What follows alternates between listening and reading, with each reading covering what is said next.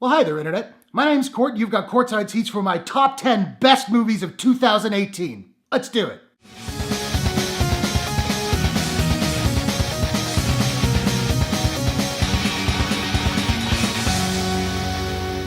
So yes, my top 10 best and worst of the year and my top 10 most anticipated of 2019. They're late, I got sick, and I had to prioritize a couple of reviews, but I'm here, we're doing them. Awesome. Now, of course, I did not see all of the movies this year, so these are just my top 10 favorites with a couple of honorable mentions. You can see the reviews for all these, except for a couple in the honorable mentions right here on my channel. And I'd love to know what is your top 10 of the year. Hit the comments below and share your list. But just quickly, let's do a few little honorable mentions because there were so many good movies this year. First off, Black Klansman from Spike Lee was amazing. The Mr. Rogers documentary, Won't You Be My Neighbor, was phenomenal. Ralph Breaks the Internet was wonderful. Incredibles 2, Black Panther, Avengers Infinity War. I wanted to get all those into my top 10, couldn't quite do it. Speaking of that top 10, let's get to the actual list, shall we? Coming in at number 10, Damien Chazelle's First Man. I love space kind of stuff. I'm a huge fan of Apollo 13, The Right Stuff. I'm fascinated by the space race, and I think this movie did an amazing job talking about the space race itself. It's incredibly tense, it's beautifully shot, the visual effects are stunning. Claire Foy was incredible in the film. I didn't love what Ryan Gosling did. He played the character very kind of cold, and it left me a little cold. Maybe that's what the guy was like in real life,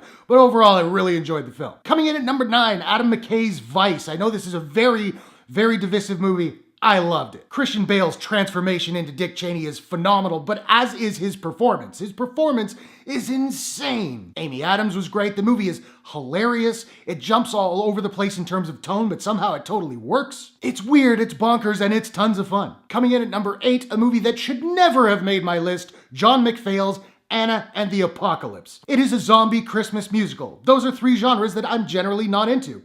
I loved this movie. It's so much fun, it's gory, it's funny, the songs are super catchy, and Ella Hunt kills it as the titular Anna. I'm a huge fan of this flick. And at number 7, Bob Persichetti, Peter Ramsey, and Rodney Rothman's Spider-Man Into the Spider-Verse. The animation is just phenomenal. I loved the character of Miles Morales. I really related to the character of Peter B. Parker particularly. Haley Steinfeld was great as Spider-Gwen, more on her later. The soundtrack was killer. Spider-Ham and Spider-Man Noir from John Mulaney and Nick Cage, respectively, were absolutely hysterical. The movie is absolutely hilarious and it's filled with heart. It is easily the best superhero movie of the year. At number 6, Travis Knight's Bumblebee. Believe me, no one is more shocked than me that I am saying this. To me, this movie was kind of like last year's Jumanji Welcome to the Jungle in that it was a movie that everyone went into kind of like, it might be okay. And everyone came out going, that was so good. I am not a fan of Michael Bay's Transformers movies. I really thought I was gonna hate this, and I loved it. I was all smiles from the very beginning to the very end. Haley Steinfeld was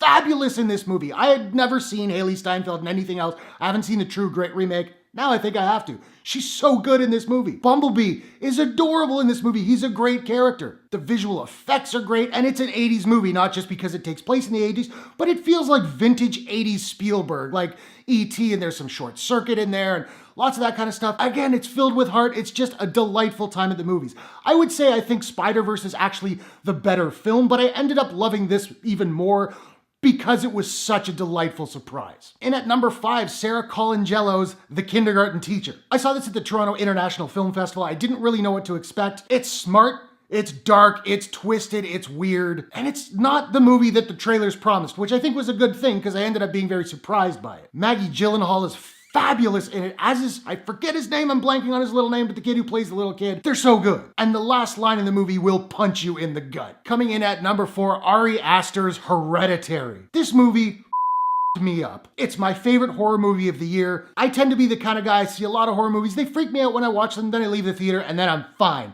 This movie, a couple sequences took me a couple of weeks to shake off. I will admit the very end of the movie, like the last minute, kind of bothered me, left me a little bit cold, but everything before that was so good, I kind of gave it a pass. Alex Wolff kills it in this movie, and Toni Collette's performance in this, she's not gonna win Best Actress, but she damn well should. It is my favorite performance of the year, male or female, out of every single movie that I've seen. She is unreal in this film. In at number 3, Peter Farrelly's Green Book. I know this movie got a lot of backlash and I totally get it, but I have to say from my perspective, I loved this film. Viggo Mortensen and Mahershala Ali are so good together. They're both great at playing their own roles, but when they're interacting, that chemistry is palpable and hilarious and wonderful. The movie is absolutely heartwarming despite it being about some very harrowing and upsetting themes. And it's funny and it's heartfelt and it's charming, and Linda Cardellini has a line right at the end.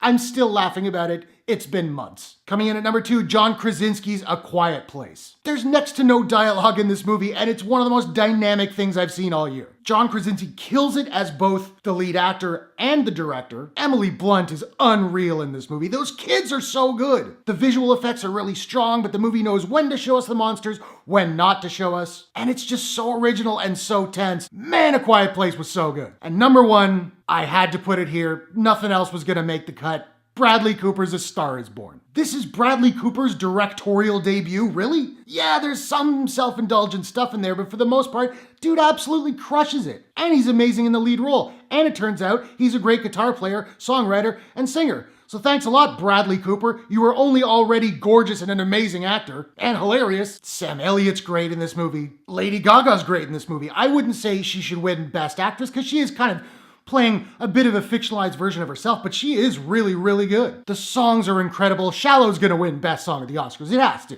It's fun. It's sad. It's harrowing. It's brutal. But it's an incredible piece of filmmaking. I love it. It is my favorite movie of the year. So that's my top 10 best movies of 2018. Now, I want to know, what were your favorite movies of 2018? What's your list? Hit the comments below. Let's discuss. If you enjoyed this review, please smash that like button and give it a share if you really enjoyed it. And hey, why not take a second, do me a favor, click subscribe and ring that bell to subscribe to my channel for more movie reviews, entertainment news, trailer reactions, top 10 lists, all that good stuff. Thanks very much. I'll see you guys in the next one. Take care.